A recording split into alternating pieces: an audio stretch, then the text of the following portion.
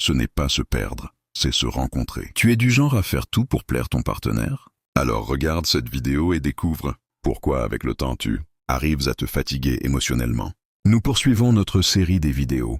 Si tu veux construire une relation saine et durable, continue de suivre cette série jusqu'au bout.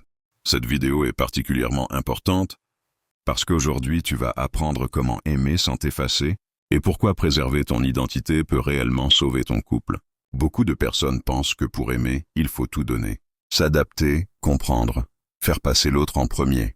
Mais avec le temps, certaines relations ne détruisent pas l'amour. Elles détruisent la personne qui aime. Prenons un exemple concret.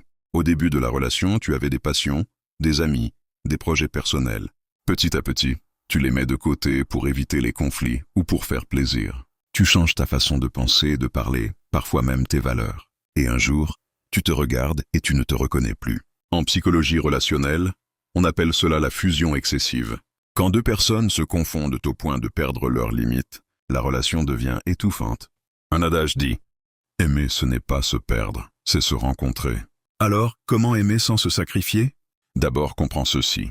Une relation saine est faite de deux individus entiers, pas d'une personne qui se dissout dans l'autre. Ensuite, il est essentiel de préserver des espaces personnels, du temps pour toi, des activités qui t'appartiennent, des relations en dehors du couple.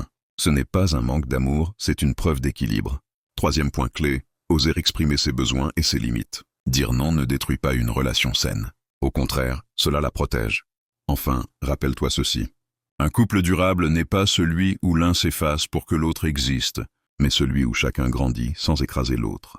Retiens cette vérité essentielle. L'amour qui te demande de disparaître n'est pas de l'amour, c'est une dépendance émotionnelle. Si cette vidéo t'a aidé à comprendre quelque chose de profond, aime, partage et abonne-toi pour la suite de cette série. Et laisse un commentaire. Selon toi, aimer, est-ce s'adapter ou se respecter?